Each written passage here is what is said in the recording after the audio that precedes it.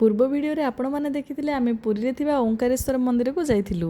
तापरे सेठारे दर्शन सारी आमे माने पुरी रे थिबा गौरविहार जाइथिलु।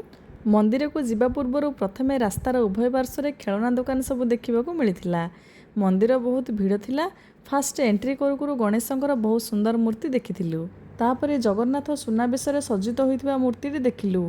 तापरे मंदिर भितर को प्रवेश करिथिलु।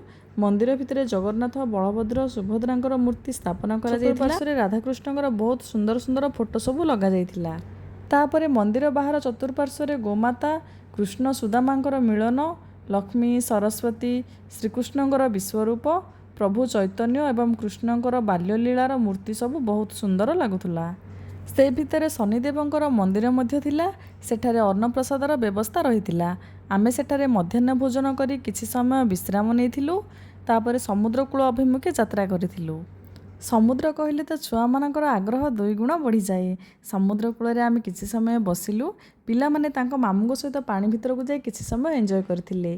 तापरे राति 9 टारे आमे घर को रिटर्न करिथिलु एवं राति 2 टारे घरे पहुँचिलु। भिडियोटी आज पई एतिकी। पुणी देखा हो नेक्स्ट वीडियो रे।